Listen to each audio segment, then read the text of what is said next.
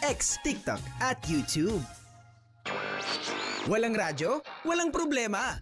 Ang Radyo Magazine ay Radyo on the go. Radyo on the go. At mapapakinggan pati na rin sa inyong mobile phones.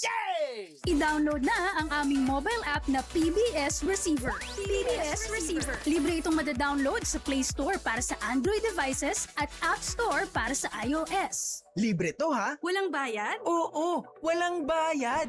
I-download na ang PBS Receiver sa Play Store at App Store. Serbisyong kailangan, direkta mula lokal na pamahalaan. Mamangha sa mayaman nating sining, kultura at kasaysayan. Radyo Magazine, 1278 AM. Radyo Pilipinas. Radyo Publiko.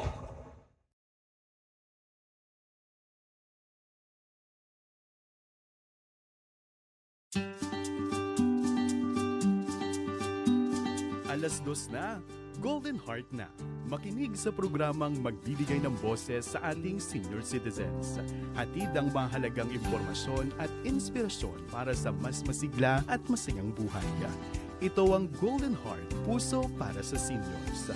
Tuwing Biyernes, alas 2 ng hapon, dito lang sa Radyo Magazine 1278 AM. Sabayang mapapanood sa official Facebook page at YouTube channel ng Radyo Magazine at National Commission of Senior Citizens. Alas 2 na, Golden Heart na. Mga ka-Golden Heart, nagbabalik ang programang May Puso at Malasakit para sa Seniors. Ito ang Golden Heart, Puso para sa Seniors, Season 2, hatid sa inyo ng National Commission of Senior Citizens.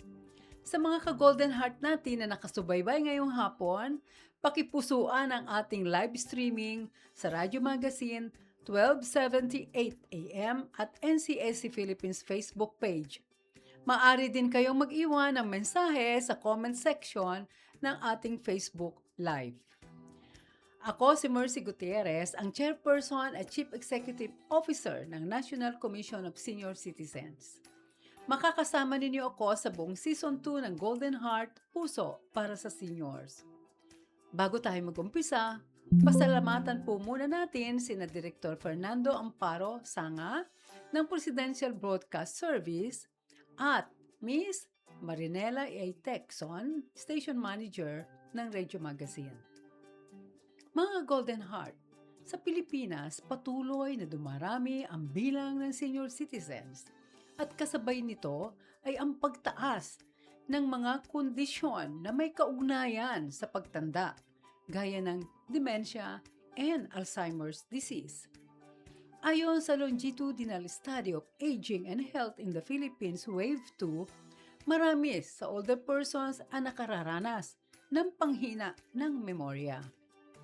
Kaya ang tanong ng ating mga ka-Golden Heart, kung nagiging makakalimutin na, sign na ba ito na isang seryosong kondisyon?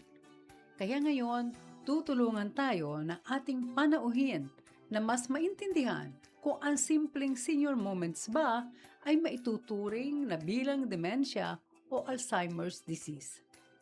At bilang bahagi ng ating magiging talakayan, tunghayan natin ang kwento ng isang mapagmahal na asawa sa kanyang mister na may dementia. Sa kabila ng pagod, lungkot at mga sandaling gusto na niya sumuko, pinili niyang manatiling matatag para sa kanyang mahal. Panoorin po natin ito. Magandang araw po sa lahat. Ako po ay si Agnes Modesta Sabaldan, nagtatrabaho sa National Commission of Senior Citizens Region 7 Office as Project Development Officer 3. My husband, Tong Ding, was diagnosed with dementia last December 2022. But before he was officially diagnosed by the doctor, he had already that symptoms way back late 2019, 2020. I thought that it was just because he had no work. He's an OFW, and he told me that he is not going back anymore kasi makakalimutin na daw siya. I did not expect ganyan siya, magka-dementia siya. He was so athletic during his normal days. Kaya nga sumasali sa marathon, tapos gusto niya yung mga extreme sports. Yung mga relatives and close friends, may napapansin din sila. They told me na, what is wrong with Dongding? How come na parang may mga behavioral changes na siya? Like, mahirapan na siyang matuntun yung bahay namin. Tapos, yung mga sense of direction, wala na. Halimbawa, nag-usap kami, may gusto siyang sasabihin, but he could not say the right words. So sabi ko, sige lang, forget it. You will remember it. Minsan naman, umiiyak siya. Hindi ko alam kung bakit. Ngayon, he is bedridden kasi because of an accident. Last September 2024, meron kaming parang terrace. Umakyat siya doon. After a few seconds, narinig ko na lang sumigaw siya ng aray. He fell from the terrace down to our gate. Nakahang siya.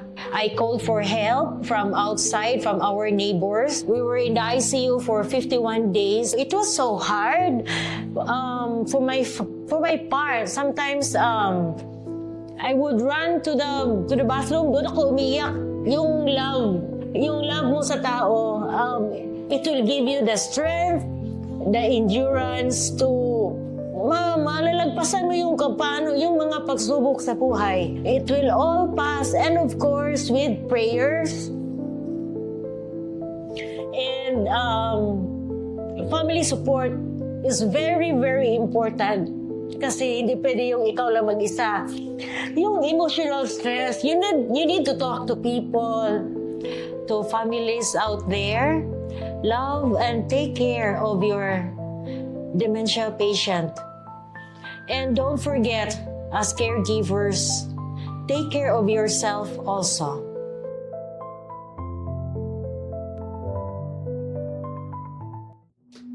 Hanga kami sa iyo, Agnes, dahil sa iyong lakas at nakakaantig na kwento ng pagmamahal at sakripisyo. Dito natin nakikita ang kahalagahan ng usapin tungkol sa realidad ng caregiving sa Pilipinas, lalo't maraming pamilya ang nahaharap sa emosyonal, pisikal at pinansyal na hamon sa pag-aalaga ng mga mahal sa buhay na may demensya o Alzheimer's. Kaya para bigyan tayo ng tamang kaalaman at payo for a better care and support to those older persons living with dementia, it is our pleasure na makasama sa ating programa via Zoom si Dr. Alvin Ray Senina, President ng Alzheimer's Disease Association of the Philippines o ADAP. Magandang hapon, Doc Alvin, at welcome sa ating programang Golden Heart, Puso para sa Seniors.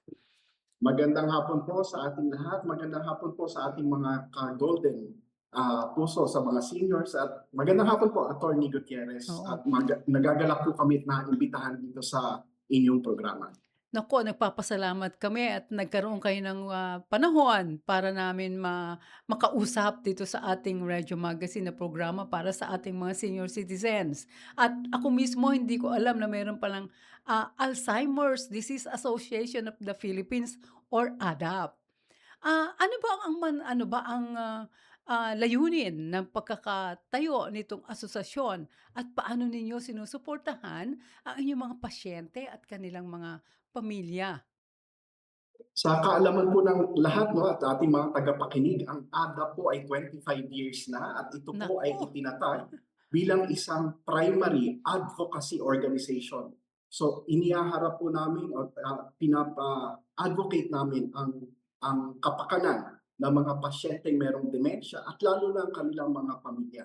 At kasama po dito ay ang mga technical expertise na paggabay din po sa policy, government, at ang ating mga barangay health workers at local executives at primary care para po sa tamang gabay tungkol sa pangangalaga para po sa ating mga pasyenteng may demensya. Doc, magkakaroon tayo ng maigting na pakikipag-ugnayan sa inyong association mula ngayon. Yes po.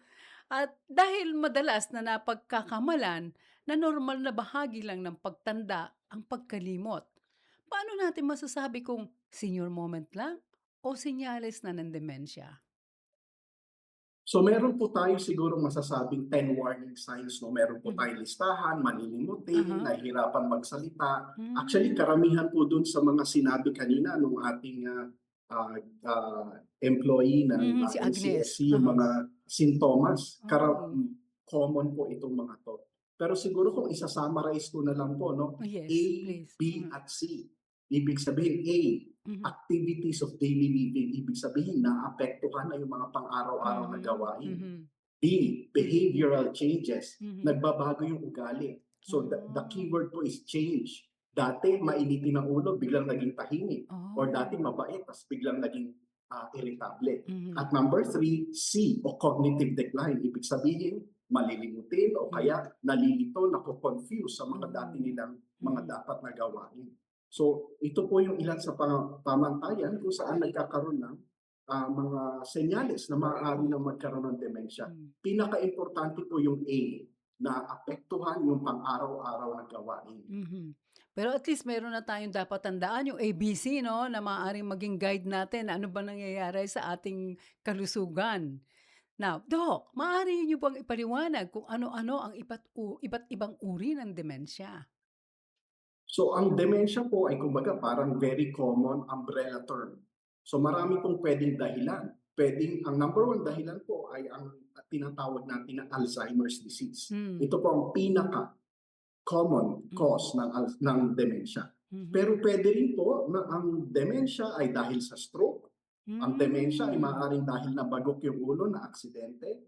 Ang dementia ay maaari din pong dahil sa iba't ibang neurodegenerative conditions or tulad ng Parkinson, dementia with Lewy body, Mhm. frontotemporal dementia. Pero again, ang pinaka-common o pinaka-karaniwang dahilan po ay Alzheimer's disease. Mhm.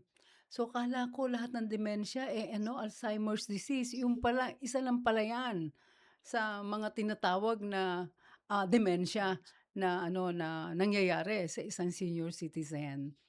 Now, totoo ba na ang demensya ay hindi lamang sakit ng nakatatanda, pwede din bang maapektuhan ang mga nasa 30s, 40s, 50s? Siguro po masasabi natin na sa bawat 3 pasyente merong dementia, 2 dun po ay senior citizen. Pero Mhm. yung isa maaaring hindi pa po senior citizen, pwedeng nagkaroon na ng dementia. Dahil Doc doon sa mga naging sakit, no, o sa mga injury. Mhm. Yes po. Maaari kasing na-stroke siya ng 50 years old Mhm. at maaari nagkaroon na ng dementia. Mhm.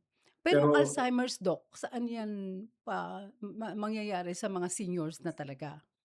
mas madalas din po nasa senior, Mhm. pero maaari din pong mangyari sa ang Alzheimer, yung tinatawag natin na early onset o young Mhm. onset Mhm. dementia sa mga less than senior citizens. Mhm. Anong pinakabata, Doc, na nagkakaroon ng Alzheimer's disease from your data?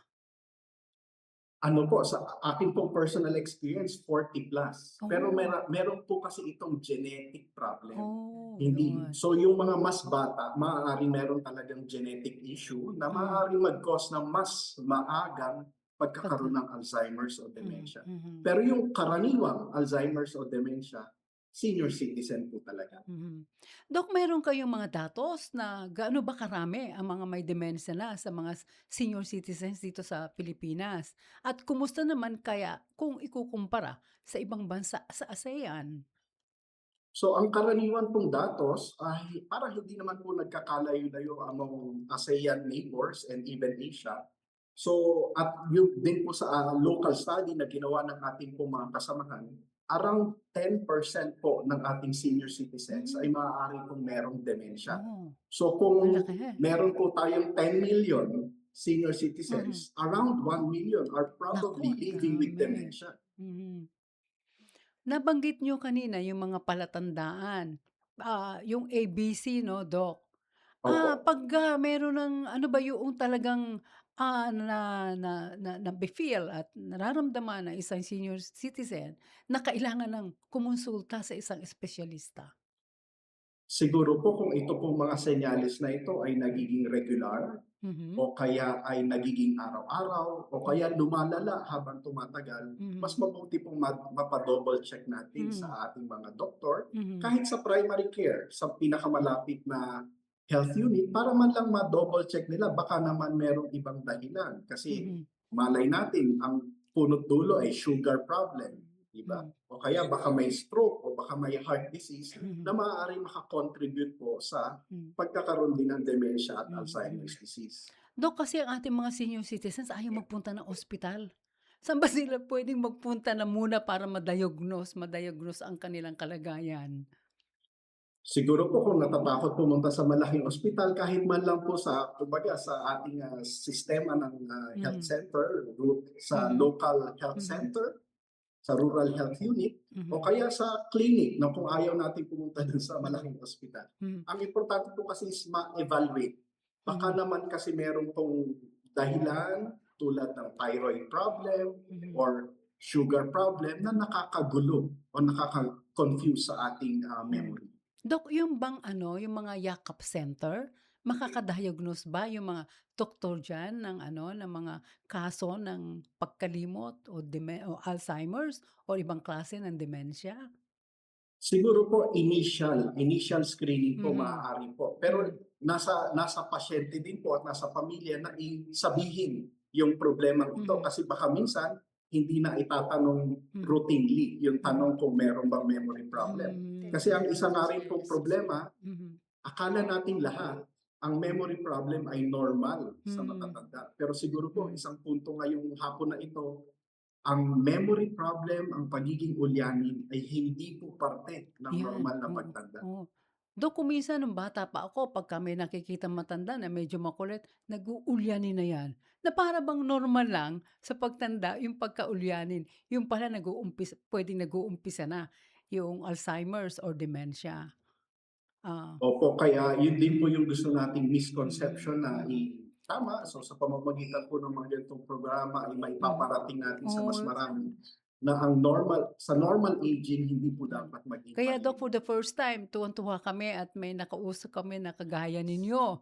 At itatanong pa namin na sa kasalukuyan, ano ba yung mga available na paggamot, activities o interventions para sa dementia? May paraan ba para mapabagal ang paglala nito? O para kung may mga sakit yung bang naa-arrest yung sakit? So minsan po kasi, tulad nung nabanggit ko po kanina, baka mayroong thyroid problem, baka po mayroong sugar problem, baka may sodium problem or electrolyte problem. So dapat po makorek natin itong mga to. Tapos meron po mga paraan para maiwasan ang dementia. Number one, look after our heart and brain. So kung may problema sa high blood, sa sugar, sa cholesterol, ayusin po natin ito. Iwasan din po yung mga paninigarilyo, labis na pag-inom, at syempre, physical activity. Physical activity and exercise, maganda po epekto nito sa brain. And also mental activity. So mental exercises na maaari nating masagawa sa pang-araw-araw. At syempre, social connection and social network. Yung pakikipag-chismisan, Dok, nakaka-solve, nakakatulong. Yung socializing o mag-chismisan tayo, lalo sa mga babae.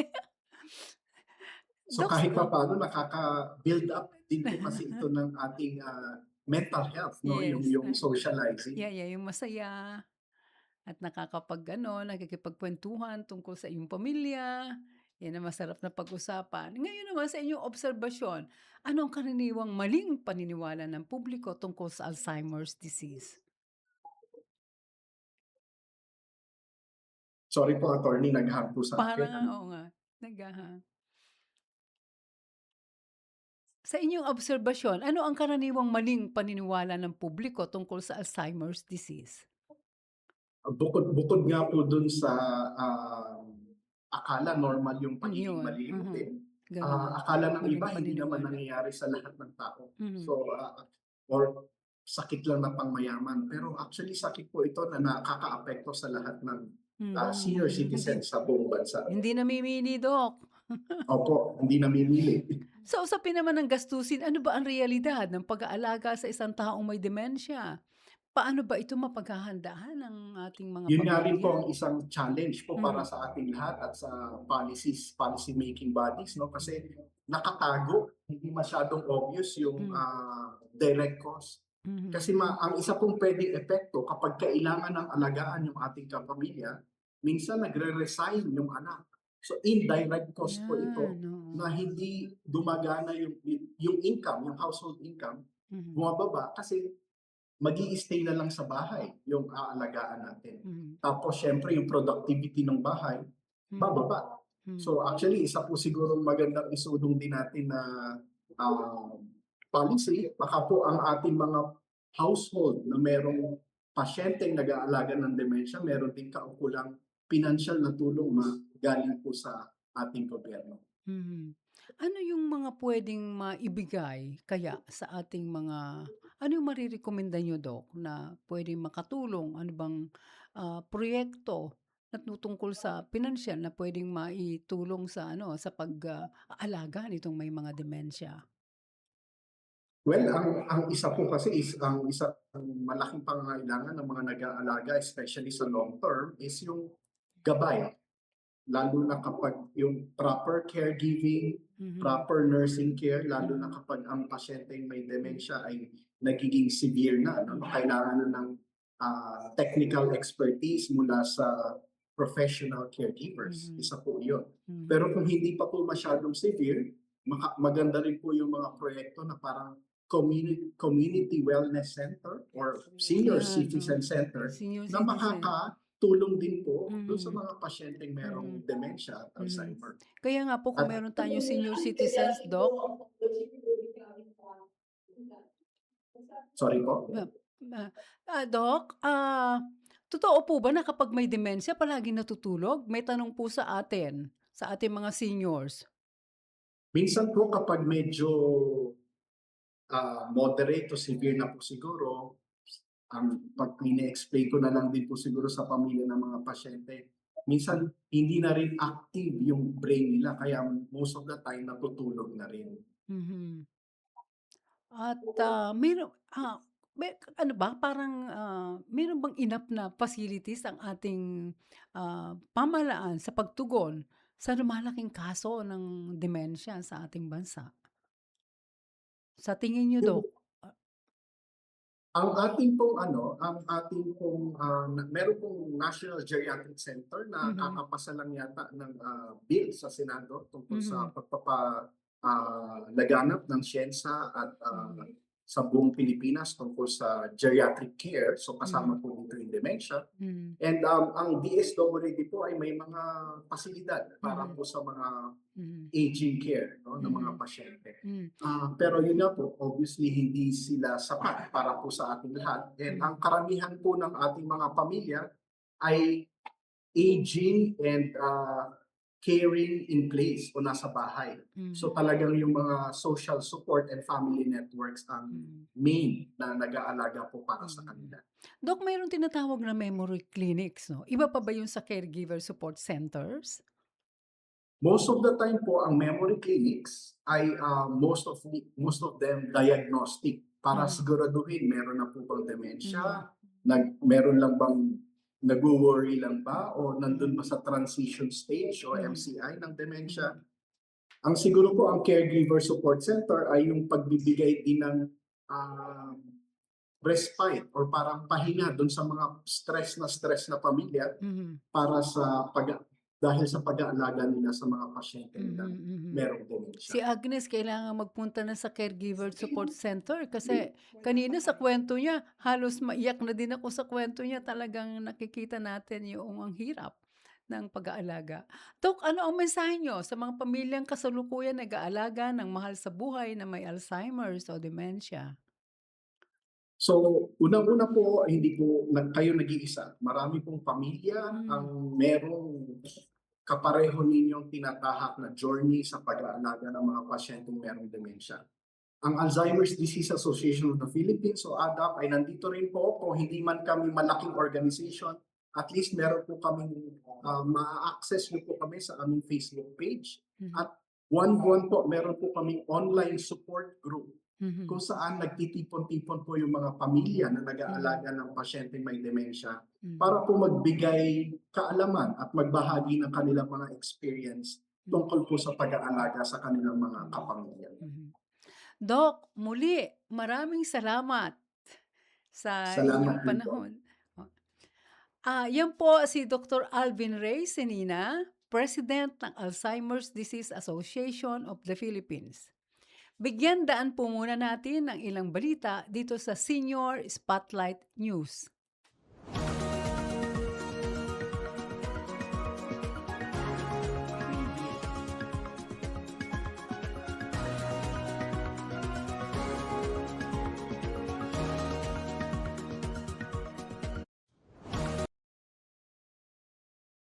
Alaala ang NCSC sa publiko, mga ahensya ng gobyerno at mga pribadong establishmento na kilalanin at tanggapin ang Digital National Senior Citizens ID o NCID bilang valid proof of identity ng mga older Filipinos.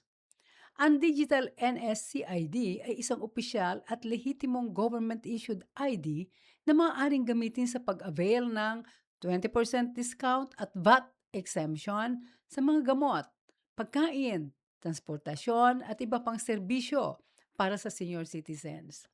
Maaari rin itong gamitin sa pagkuha ng government assistance, benepisyo at priority accommodations, maging sa mga banking at financial transactions tulad ng account opening, loan applications at pag-claim ng mga benepisyo. Maaaring ma-access automatically ng mga senior citizens ang kanilang digital NSCID sa eGov.ph app basta't sila ay nakarehistro sa PSA or PhilSys. Matatanda ang inilunsad ng NCSC at DICT ang digital NSCID noong August 2025. At nito lamang April 2026 ay mayroon na tayong mahigit 1.3 million na senior citizens na may access nito sa eGov.ph app. Hinihikayat namin ang mga senior citizens at publiko na i-report sa NCSC ang anumang concerns kaugnay ng pagtanggap o beripikasyon ng digital NSCID sa pamamagitan ng ating official contacts na makikita nyo sa inyong screen. Email scdigitallead@ncsc.gov.ph. Telephone 02-8567-5646. Social media @NCSC Philippines. Kaugnay po niyan, panoorin po natin ito. Senior ready ka na ba sa makabago at mabilis na transaksyon? Sa tulong ng Digital ID, mas mabilis at mas madali nyo nang makukuha ang benepisyo at diskwento nyo. Kahit saan, kahit kailan. Wala nang mahabang pila, wala nang maraming papeles. Ligtas, mabilis at sigurado. Download eGov app now and search for National Senior Citizens ID. NSC ID para sa mas maginhawang buhay sa makabagong Pilipinas.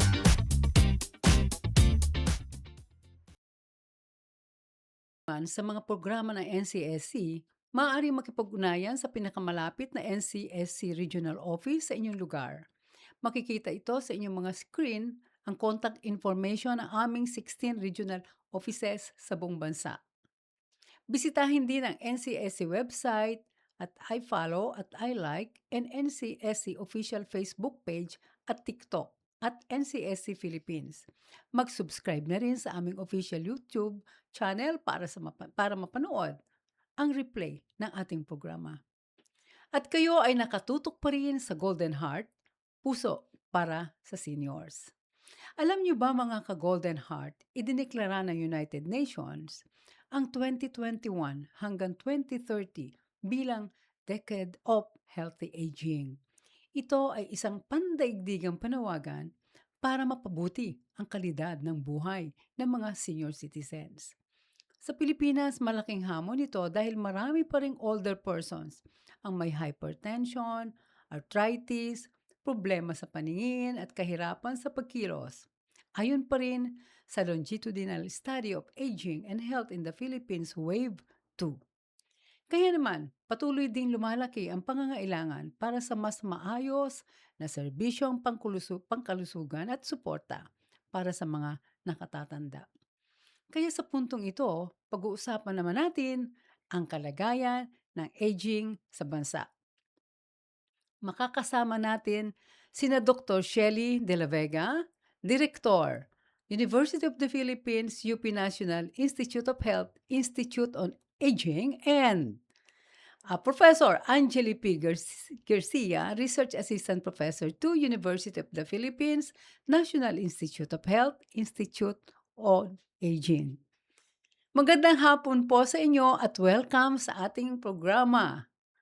Magandang hapon po sa lahat ng mga senior citizens at lalong-lalo na sa inyo, Chair, Attorney Gutierrez, para dito sa ating panukala. Yeah, si Dr. Shelley ay matagal na naging part ng Alzheimer's Disease Association of the Philippines.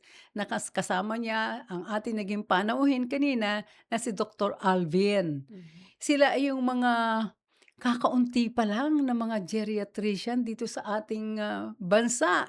Ilan-ilan lang sila at maano tayo at nakakatuwa at nakarating sila ngayon dito sa atin para makapagbigay ng paliwanag dito sa issue ng aging dito sa atin.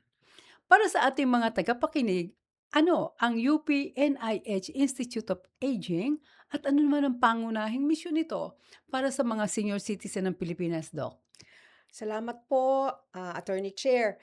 Ang NIH po ay tinayo ng UP Board of Regents, pero meron pong batas na sumasaad dito na kailangan natin ng research tungkol sa health na magagamit na bilang gabay para sa mga polisiya, serbisyo, mga panukala, na magagamit ng DOH, kunwari, at DSWD at mga professionals na nag-aalaga ng may sakit. So, ang Institute on Aging po, ang vision namin ay ang older Filipino, healthy in body, mind, and spirit, being treated with dignity and valued as a productive member of society in a dynamic process unique to him or herself and beginning a life of unlimited possibilities. So, healthy aging po talaga ang gusto namin para sa senior citizens, which we do through research, through training or education and service. Yun po. Naku, napakaganda yan at salamat, Doc, sa mga ginagawa nyo sa UP dahil kasi sa lahat ng mga proyekto tungkol sa kalusugan at tungkol sa mga kung ano bibigay natin sa ating mga senior citizens ay kailangan naman nakabase sa research at dapat may mga datos. Tama po. Kasama ang Institute on Aging sa mga technical working group ng DOH para sa kalusugan ng mga senior citizens. Ano naman ang latest updates sa mga natapos ninyong research o pag-aaral na maaari ng maging batayan sa mga pulisiya at programa para sa ating mga seniors? Salamat ulit po kasi ang aming main DOH-funded research ay tinatawag na Fit for Frail. Ibig sabihin po, hinahanap po namin yung mga may frailty at kung paano sila magiging fit. Yun po. So, napag-alaman po namin doon yung tinatawag na mga geriatric syndromes. Kasama na po dyan ang dementia. Yung pong ating guest kanina, si Dr. Senina at ang ADAP. Base po sa aming pag-aaral na chinek up po ng mga geriatricians mismo ang mga senior citizens sa 6 na municipality. Ang madami pong nag-iisip na meron silang memory problem, 52% halos, akala nila may memory problem sila. Pero nung chinek up na po sila, 9.1% lang ang talagang may dementia. At sa 9.1% po na yon, 3% lang po ang may Alzheimer's. Pero isa po yan sa mga studies na maaari nang gamitin ng DOH na rin para magkaroon tayo ng mas maigting na serbisyo sa pag-diagnose at pag-manage ng dementia. Yun po. Doc, inihayag ng United Nations ang 2021 to 2030 bilang Decade of Healthy Aging. Mula sa pananaw ng UP Institute on Aging, handa na ba ang Pilipinas para matugunan ang pangakong ito? Nako, malayo pa po tayo. Although nag-uumpisa na po, salamat din talaga sa mga serbisyo na binibigay ng ating mga professional na kahit na wala pa naman tayong malaking mga benepisyo na nakukuha kunyari sa pag-alaga ng matanda sa bahay, kunwari po home care. Yung pong Decade of Healthy Aging, pag sinabi po natin yung konsepto natin ng healthy aging, meron po tayong mga challenges, syempre, sa health, Pero mga challenges din po sa health system na nakita po namin sa pag-aaral Kasama. natin. So hindi pa tayo masyadong handa pero pinaghahandaan na po. Lalong-lalo na magkakaroon na po ng polisiya ang DOH tungkol sa health and wellness. So yun po ang pinag-uusapan natin ngayon together with them, yung health and wellness policy ng ating bansa. Kaya kailangan po natin yon. Ano naman masasabi mo, Professor Angeli, tungkol sa yan, sa preparedness? Gaya po ng sinabi ni Dr. De La Vega, malayo pa po tayo. Ngunit may mga inisyatibo naman po ang ating gobyerno katulad po ng DOH, DSWD, NCSC, no? Upang ma-address po natin yung Decade of Healthy Aging Initiative. Kasama na po dito kasi yung 4 na action areas. So ito po yung long-term care, age-friendly communities. So, may mga ginagawa naman po ang ating bansa para dyan. Integrated care. At saka po yung combating ageism. So, meron naman pong mga steps po para ma-achieve po natin yung Decade of Healthy Si Aging. Professor Angeli, hindi pa senior, pero naglilingkod na sa ating mga senior citizens. Para kung siya ay maging senior, handa na Opo. ang ating mga ka-Golden Heart. Opo. Na tumulong siya para magkaroon tayo ng mga magagandang proyekto, programa para sa ating mga seniors. Na bilang isang institusyon na nakatuon sa pag-aaral ng aging, paano ninyo ilalarawan ang kalagayan ng pagtanda sa Pilipinas ngayon at paano kaya tayo makukumpara sa ating mga kapitbahay sa Southeast Asia? Yan, tamang-tama po. Meron pong tinatawag na AKAI. Miyembro po tayo bilang expert po. At saka ang DOH din po, miyembro din po nun. At doon po sa AKAI, which is an Active Aging Consortium ng ASEAN, makikita po natin na isa tayo sa pinakabatang bansa sa ASEAN. Kasi po, ang mga kasama natin ay talagang aging at aged societies na gaya ng Indonesia po, Vietnam, no? Thailand. Singapore, Thailand. Ang dami palang matatanda doon. Chair. At ang Pilipinas ay medyo bata pa, although tumatanda na tayo. Humahabol na. Humahabol na tayo sa katandaan. So, yung mga serbisyo po nila ay nauuna po sila talaga dahil matagal na nilang iniisip ito. Pero mabuti naman po at natututo tayo sa kanilang ginagawa at isa po sa ating kasamang mga iniisip ngayon na kasama na tayo sa AKAI ay yung tungkol sa long-term care. At saka yung digital aging at ang caregiving. Kasi kailangan po natin paghandaan yan. Mabuti naman po at pagdating sa caregiving, ay napakahusay naman talaga ng Pilipino. Hindi po ba? Sa caregiving, ang husay natin dyan. Pati sa abroad, Opo, nag-caregiving. yun. Yung malaking contribution po natin sa kanila sapagkat matagal na tayong nagte-training ng mga caregivers. Ganon din po, pagdating sa geriatrician, kahit na 150 plus pa lang kaming mga geriatrician dito, nako, madami pa po kumpara po sa kanila ang geriatricians natin. So medyo magaling po tayo. Ilan doc ang geriatrician? 150 plus pa lang po ang Naku. talagang certified trained. Naku, Pero mag-aagawan kami sa inyo. Kaya po ang ginagawa po namin, tinetraining po namin ang lahat po ng mga doktor, nurses, allied professionals kung paano po yung paanong alagaan ang senior citizen kahit hindi po sila specialista. Doc, ano yung digital aging na sinasabi?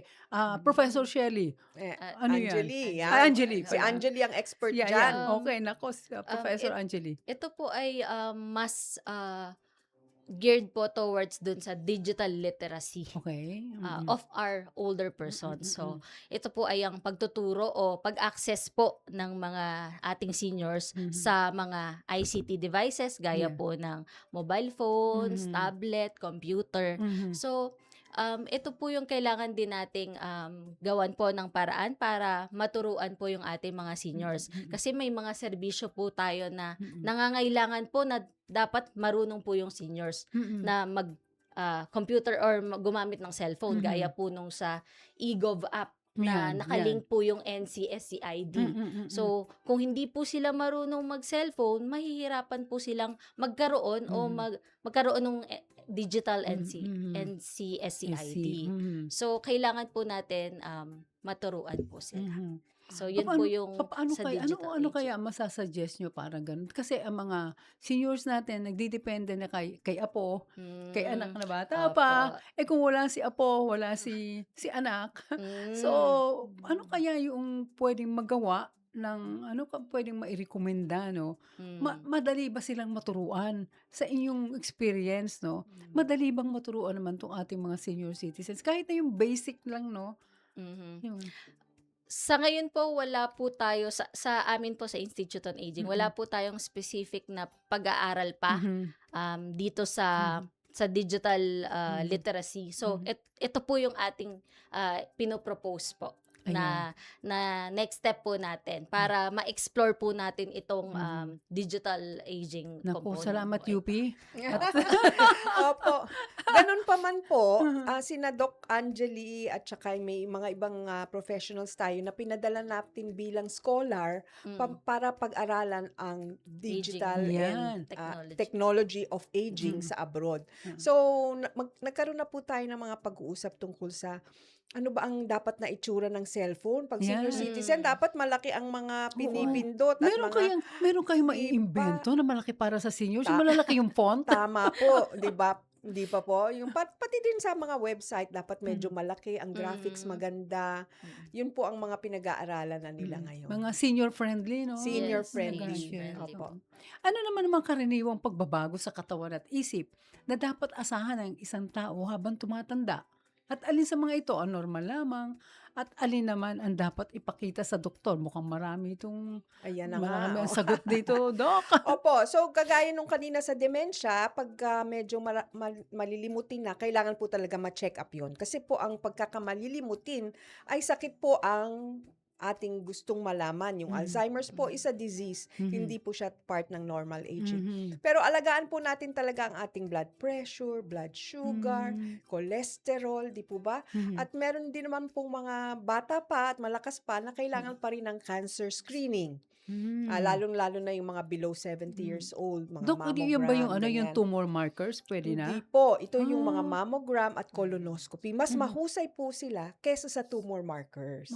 Opo. Pero Doc, sinasabi may mga procedures na hindi na nababagay na i-undergo na isang senior citizen. Opo, depende po sa life expectancy. Kasi po, kunyari po, may nakita tayong tumor sa bituka, pero ang senior po ay mahina na talaga o makakalimutin na, baka hindi naman po appropriate na Hindi hanapin na, pa no? natin. Opo, kaya hindi po sa lahat ng oras at edad at health situation ay nire-recommenda natin yung mga cancer screening. Kaya dapat talaga magpunta sa doktor. Opo, dapat maaga pa lang. At saka Magpunta Doc, na yung po. mga blood test, how often ba yon para ma-prevent? No? Ayan, at least once a year naman po. Yun po ang Pwede. kasama sa yakap. Yun. Opo. Tapos ang panukala po ng DOH ay magkaroon tayo ng 10-minute screening na isasama sana sa yakap. Yung pong 10-minute screening na yon, madami pong tanong tungkol sa geriatric syndromes, gaya ng makakalimutin ka na ba? Ikaw ba ay naiisa sa lawal mo? Ikaw ba ay nadadapa? Ikaw ba ay ang gamot mo ba ay 4 or more? Malabo ba ang mata at pandinig mo? Yan po ay kasama na gusto natin sanang maisama na agad sa yakap program, pati yung mga blood test, sapagkat pag positive po sila sa mga tanong na yan, kahit isa, ire-refer na po sila sa susunod na level of care na secondary or tertiary. Yun po ang Doc, ating ngayon tinitingnan panukala. ko na kung ano yung mga nararamdaman ko na pwede ko na i-refer. Hearing po. Hearing. Ma'am, hearing po ang isa sa mga bagong resulta ng pag-aaral na na-publish. Hearing problems are linked to dementia. Kaya kailangan po maaga pa lang, nagpapacheck na rin tayo ng pandinig, hindi lang mata. Opo. Mata at Pandinig po. yung panay, pag ano sinabi mo? Yan. Pagka medyo gano'n na, no? Opo. Yung bang smell din yata may kinalaman Ano po yun? sa mental health? Yung smell, yung pang-amoy. Pang-amoy. Meron din yata. Sabi po Parang- nila kasi may mga taong may Alzheimer's na nawawalan talaga ng sense of smell. Maari po yung linked, no? Hindi lang po siya ang simptoma, syempre, pero maaring magkaroon ng pasyente na yun ang nawawala. Kasi magkonektado din po sa Lahat brain. connecto. Opo, konektado din po. Professor Angeli, marami sa ating mga tagapakinig ang hindi pamilyar sa salitang frailty o Mhm. kahinaan. Paano ito naiiba sa simpleng pagtanda at bakit ito isang kritikal na konsepto na dapat maunawaan ng bawat pamilya? Ang tanong pong ito ay ipapasa ko po sa ating frailty Oh, expert, talaga? Dr. Sino De La po Vega ay po. wala? Sorry po. Yes. Ito po naman kasi ay dahil sa Fit for Frail data natin. Mm-mm. Nung pong ginawa yung RA 9994, kahit na po yung mga nauna pang mga law, nakalagay po doon, all frail and abandoned senior citizens should Free. receive the free flu and pneumonia vaccine. Mhm. So, ang tanong po namin, ano nga ba naman ang frailty? Mhm. So, ang frailty po ay napaka-obvious lalo na nung panahon ng COVID. Okay. Kasi nakita po natin na yung hindi lang po sa edad pala, pero yung pong mga nangangailangan na ng tulong bago pa lang sila magkasakit ay mas naaagad ang kanilang mortality at hospitalization Mhm. dahil sa frailty. So ang frailty po, pag ginamit natin may checklist po tayo. Unang-una po, yung hindi nila mapaliwanag ba't sila pumapayat. Oo. Pumapayat ng may gana naman, pero pumapayat. Tapos po, yung kailangan na rin ng tulong sa paglalakad. Mhm. Yung madaling mapagod, yung hindi nila malakad, yung dati niyang inalalakad, paakyat o kahit na diretso lang ang lakad niya, no? Tapos meron din po mga sakit gaya ng frequency of falling na link din po sa frailty. So, yan po ay kailangan nating pag-aralan mabuti. Pero nung pinag-aralan nga po namin sa Fit for Frail, nalaman po natin na kadalasan po sa 6 na municipalities na nagawa namin ng pag-aaral, 15 to 16% po ang frail sa ating senior citizen. Ang nakakatuwa po, sa Region 1, sa Ilocos Sur, 5% lang ang frail. So, yun ang dapat natin malaman. Ano ba sekreto sa Region 1? Bakit ang baba ng frailty doon? Dahil kasi panay gulay ang Opo, kinakain sa palagay po Ilocos. namin yun. Sa diet. Opo, so madami pong frail, pero hindi pala lahat ng lugar sa Pilipinas ay mataas ang frailty. Anong sekreto? Doon kaya sa probinsya mahilig kumain ng masasarap dahil magaling silang magluto sa Pampanga. Nako, kailangan po natin isama ang Pampanga sa susunod nating pag-aaral. Kasi pag nasa Pampanga ka, di ba ang sasarap nila magluto kasi pagka masarap ang pagkain, kung ano-ano mga nakalagay na dyan ng mga ingredients, ayun na. Opo. Sa pag-aaral po namin sa frailty, ang pinaka-frail po na lugar, hindi na po natin babanggitin, yun din po yung lugar na madaming may diabetes at mataba. Nako, yan Yun ang mahilig pala. sa mga Oo. bawal na inumin. Yan po. At saka siguro fatty food, salty Yan. food, no? Excess weight. Mhm. Yan po. Ano naman ang mga sanhi na nagpapabilis ng frailty sa mga senior citizens? Yan kaya yun nga yung sinabi Yun nga natin na po, pagkain yun po. kaya, Opo. walang exercise. Walang exercise. Mhm. Ganon din po, lifestyle din po kasi Lifestyle. Opo, lifestyle. Pero ganon din po, ang hindi natin natututukan ng pansin yung level of education. Mhm. Napaka-importante po na nakapag-aral kahit paano ang senior citizen nakapagtapos ng kahit man lang high school. Kasi nakakatulong po sa kanyang pananaw sa buhay, ang kanyang choices, no? Na pati yung kanyang yung kanyang access to healthcare, naintindihan ba niya yon? At education po ay napaka-importante po. Lalo na kung nalalaman nila na kailangan na ako magpa-test. Ito kasi yung mga kaalaman ko na napiprevent ang mga sakit na agapan kung may mga blood test. Tama. Kasi yung mga kakilala ko sa probinsya, lalo na yung mga medyo may edad na, ay nako, wala naman ako nararamdaman, hindi na ako kailangan Ayan magpa-check na nga. up. Yan po ang tinatawag namin na reverse ageism. Ayan. Hindi po ba? Kasi feeling nila, hindi ka na magpapacheck up. Pero dapat po talagang magpa-check up. Ang frailty po pala, gaya ng demensya, halos pinakamaraming frail at demensya po ay mga babae. Bakit Mga kaya mga babae po. babae dito? Well, una po sabi nila kasi mas maraming babae. Pero hindi po Nung pinag-aralan nila ang Alzheimer's, hindi naman lang din sa dahil sa madaming matandang babae. There may be something about the genetics, maybe, and Mhm. even the exposure to estrogen and loss of estrogen during Mm. menopause Mhm. that predisposes older Mhm. women to Mhm. frailty Mhm. and Alzheimer's. So, Mhm. kailangan pong pag-aralan pa yan. Bakit Mhm. babae ang tinatamaan niya? Ayan. Mm. Another study by the UP Institute. Dahil sa kakulangan ng geriatric specialist sa bansa, anong mga alternatibong modelo ng pangangalaga sa mga senior citizens ang mas dapat palakasin? So, siguro, Doc Angeli, yung Yeah, mga Doc Angeli. health workers na Base po dun sa Fit for Frail study Mhm. din po, Mhm. may component po kasi siya na analysis of health system. So, dun po sa findings or resulta po ng ating pag-aaral, ang isa po sa mga rekomendasyon ay mandatory inclusion of geriatric competencies among care and health professionals. So, ito po ay ititrain po yung ibang mga professionals po sa pag-aalaga po ng mga matatanda. So, kasi po sa atin, meron na po, kasama na po sa curriculum yung ng mga doktor, yung geriatrics. Kasama po doon ang doktor, so may geriatric curriculum. Sa nurses po, kasama po ang Yun. gerontology sa mga subjects po. So, ang gusto po nating i-recommend ay yun nga, mandatory inclusion po sa ibang mga kurso po at mga care professionals gaya po ng mga social workers at Iyan iba ba pa. doon sa kahit na sa hindi related sa health yung mga kurso, pwede na siguro kahit na Opo. papaano maisingit, ano? Lalo na yung ageism po, Yeah, di yung ba? ageism. Yung ageism para mabawasan ng ageism. Yeah. Totoo yan. Yung mga rural health unit o RHU ay malapit sa karamihan ng ating mga tagapakinig. Ano po mga serbisyo para sa senior citizens ang dapat nilang malaman na available doon at ano pa ang tingin yung kulang sa inyong experience at sa inyong pag-observe ng ating mga rural health units, Doc, Angeli? So kasama din po doon sa resulta po ng ating pag-aaral na Fit for Frail, no? Tinignan po natin yung mga rural health units, ano-ano yung mga serbisyo doon sa mga units na yon. So sa mga RHUs po, no?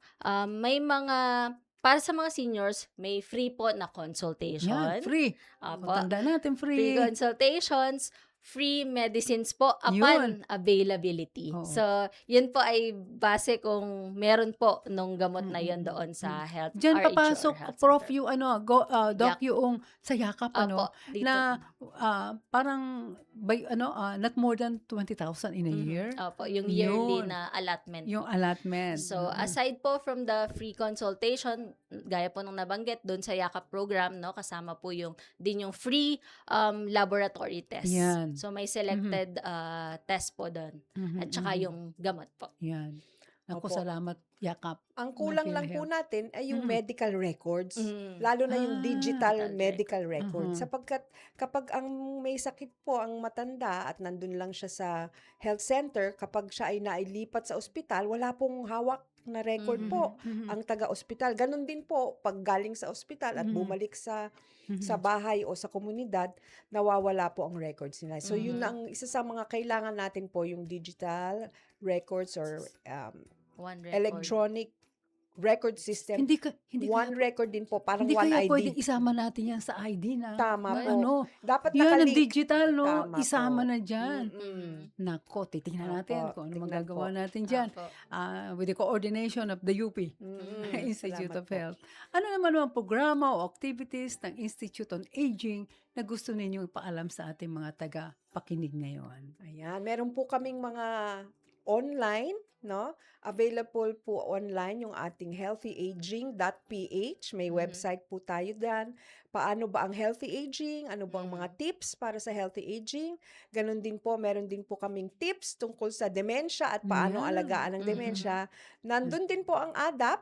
Yes. Partner po natin sila dyan at pati yung mga Geriatric Nurses Association po natin, yung Philippine College of Geriatric Medicine. Ginawa po namin yung toolkit for care of people with dementia in communities. Yun po ay libre lang.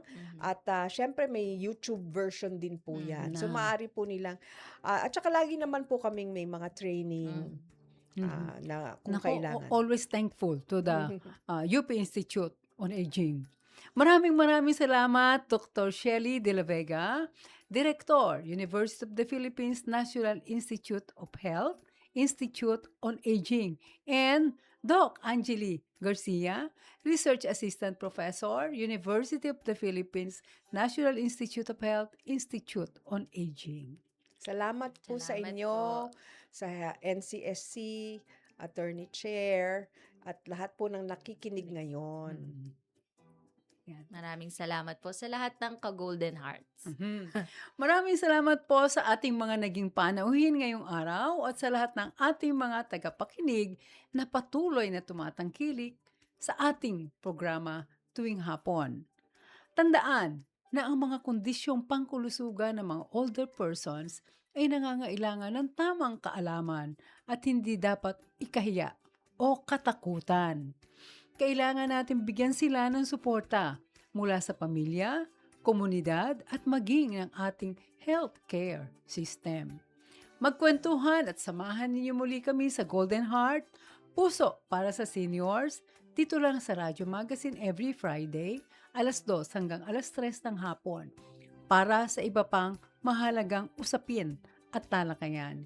Ito po ang inyong lingkod, Mercy Gutierrez, ang Chairperson at Chief Executive Officer ng National Commission of Senior Citizens. Nagpapaalaala na sa tamang impormasyon, may boses at karapatan ang lahat ng older person. Magandang araw mga ka-Golden Heart. Happy Friday!